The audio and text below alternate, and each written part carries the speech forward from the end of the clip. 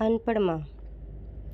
एक मध्यम वर्गीय परिवार के एक लड़के ने 10वीं की परीक्षा में 90% अंक प्राप्त किए। पिता ने मार्कशीट देखकर खुशी खुशी अपनी बीवी से कहा कि बना लीजिए मीठा दलिया, स्कूल की परीक्षा में आपके लाडले को 90% अंक मिले हैं।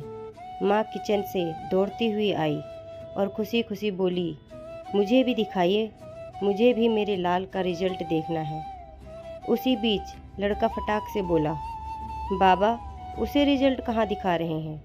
क्या वह पढ़ लिख सकती है? वो तो अनपढ़ है। आंसूपूर्ण भरी आंखों को पल्लू से पोंछती हुई माँ दलिया बनाने चली गई। ये सब पिता ने देखा और कहा, बेटा तूने बिल्कुल सही कहा। जब हमारी शादी हुई थी तो 3 महीने के अंदर ही तुम्हारी माँ गर्भवती हो गई।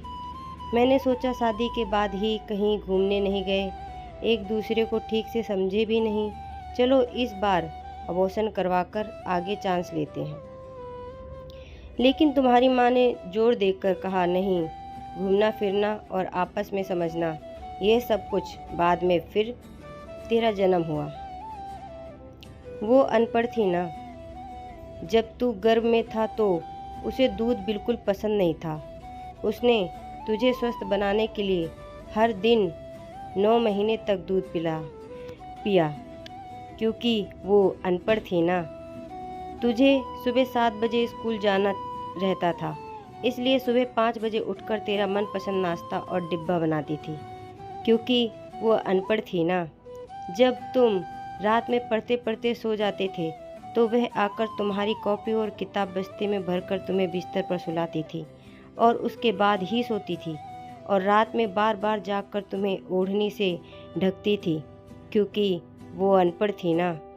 बचपन में तुम ज़्यादातर समय बीमार रहते थे, तब वो रात रात भर जागकर भी सुबह जल्दी उठती थी और काम पर लग जाती थी, क्योंकि बेटा वो अनपढ़ थी ना।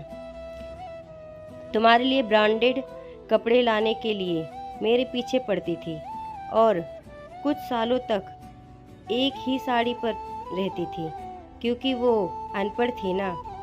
ये सब सुनकर लड़का रोते रोते अपनी माँ से लिपट कर बोलता है, माँ मुझे तो कागज़ पर 90% अंक मिले हैं, लेकिन आप मेरे जीवन को 100% बनाने वाली पहली शिक्षक हो। माँ मैं आज भी अशिक्षित हूँ और आपके पास PhD के ऊपर भी उच्च डिग्री है, क्योंकि आज मैं अपनी माँ के अंदर छुपे हुए डॉक्टर, शिक्षक, वकील, ड्रेस डिज़ाइनर, बेस्ट कुकर, इन सभी के दर्शन कर लिए। माँ मुझे क्षमा कर दीजिए। तो दोस्तों, आपको ये कहानी कैसी लगी आप मुझे कमेंट के ज़रिए बताएं। मेरे चैनल को लाइक, सब्सक्राइब एंड शेयर करना ना भूलें। बेल आइकन को दबाना ना भूलें। धन्यवाद।